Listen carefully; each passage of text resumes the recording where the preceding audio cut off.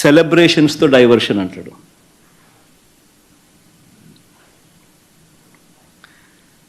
Chandrababu Naidu skill స్కామ్లో అరెస్టులు, చంద్రబాబు నాయుడును తాను చేసిన స్కాముల్లో అరెస్ట్ చేశారని, తనను అరెస్ట్ చేశారని, తనకు బాగా దగ్గర,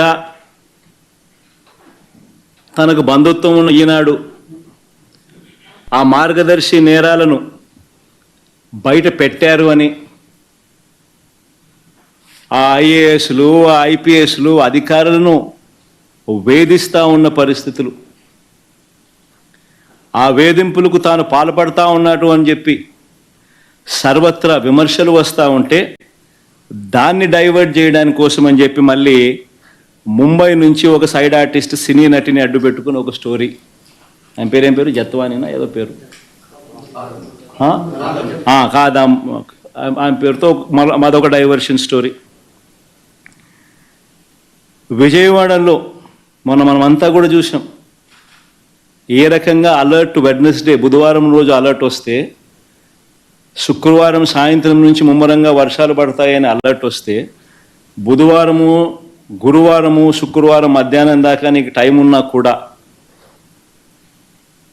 చంద్రబాబు నాయుడు గారు అనే వ్యక్తి తాను రివ్యూ తీసుకోకపోవడం వల్ల ఇరిగేషన్ సెక్రటరీ కానీ, రెవెన్యూ సెక్రటరీ కానీ, హోమ్ సెక్రటరీ కానీ వీళ్ళందరి ఆధ్వర్యంలో చీఫ్ సెక్రటరీతో ఒక రివ్యూ తీసుకుని వాళ్ళకు బాధ్యతలు అప్పచెప్పుంటే 60 మంది చనిపోయే ప్రమాదం ఉండేది కాదు అని తెలిసి ఇరిగేషన్ సెక్రటరీ ఫ్లడ్ కుషన్ తాను ఏర్పాటు చేసేవాడు, రెవెన్యూ సెక్రటరీ రిలీఫ్ క్యాంపులు తాను ఏర్పాటు చేసేవాడు, హోమ్ సెక్రటరీ లోతట్టు ప్రాంతాల్లో ఉన్న ప్రజలను రిలీఫ్ క్యాంపులకు షిఫ్ట్ చేసి ఉండేవాడు. ఇవేవి కూడా చంద్రబాబు నాయుడు చేయకపోవడం వల్ల విజయవాడలో ఏ రకంగా, విజయవాడనే కాదు ఏలేరు కూడా అదే రకంగానే మిస్మేనేజ్మెంట్, మ్యాన్ మేడ్ ఫ్లడ్స్ ఏ రకంగా క్రియేట్ చేసి ఏ రకంగా చంద్రబాబు నాయుడు అన్ని రకాలుగా ఫెయిల్ అయిపోయిన పరిస్థితి కనిపించిన నేపథ్యంలో దాన్ని డైవర్ట్ చేసేందుకు ఈ పెద్ద మనిషి చంద్రబాబు నాయుడు ప్రకాశం బ్యారేజీలో బోట్లంట, ఆ బోట్లతో బ్యారేజీని ధ్వంసం చేయడానికి ప్రయత్నించారంటూ ఇంకొక diversion tactic.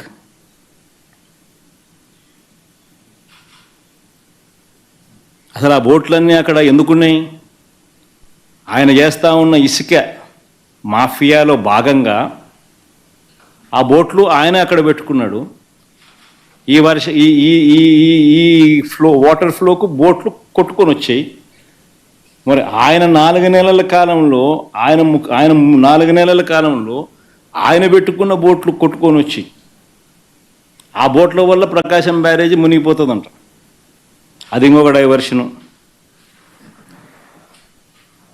Visakhapatnam steel plant అమ్మకం మీద కూడా కొత్త మెడికల్ కాలేజీలో ప్రైవేట్ పరం చేసేయాలన్న స్కాముల ఆలోచన మీద, వాటి మీద కూడా ఆందోళన జరుగుతూ ఉంటే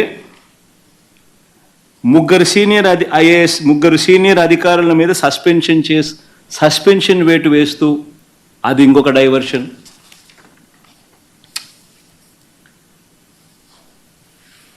చివరికి 100 రోజుల పాలన మీద, చంద్రబాబు నాయుడు గారి 100 రోజుల పాలన మీద దృష్టి పెట్టేసరికి ఇప్పుడు తిరుమలకు వచ్చే నెయ్యి కల్తీ జరిగిందంటూ ఇంకో డైవర్షన్. ఇది నిజంగా అన్నిటికన్నా ఇంకా ఆశ్చర్యం కలిగించే పెద్ద డైవర్షన్.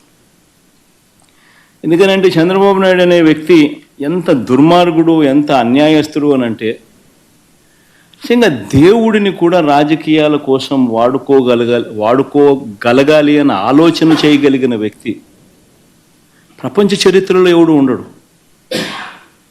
ఇంత అన్యాయస్తుడు ప్రపంచ చరిత్రలో ఎవడు ఉండడు. దేవుడు ని రాజకీయాల కోసం ఉపయోగించుకోవాలి అని ఆలోచన చేయగలిగిన దుర్మార్గమైన మనస్తత్వం ఒక చంద్రబాబు నాయుడు గారికి మాత్రమే ఉంటాయి. నిజంగా ఇది ఎంత దారుణమైన డైవర్షన్